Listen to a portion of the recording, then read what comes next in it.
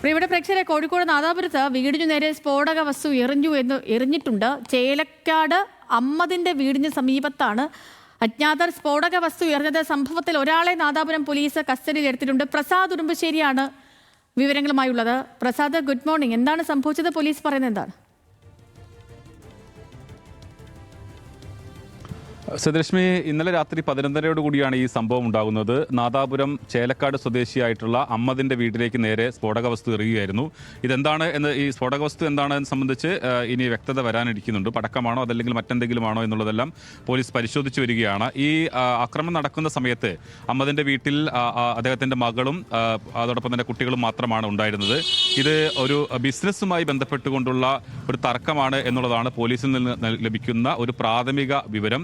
എന്തായാലും അന്വേഷണം നടക്കുന്നു. ഇതിൽ ഒരാളെ കസ്റ്റഡിയിൽ എടുത്തു എന്ന് പോലീസ് പറഞ്ഞിരുന്നു. പക്ഷേ ഇപ്പോൾ അയാൾ വിട്ടയച്ചിട്ടുണ്ട്. അയാൾക്ക് ഇതുമായി ബന്ധമില്ല എന്നുള്ളതാണ് നമ്മൾ മനസ്സിലാക്കുന്നത്. എന്തായാലും 2 വാഹനം കൂടി പോലീസ് കസ്റ്റഡിയിൽ എടുത്തിട്ടുണ്ട്.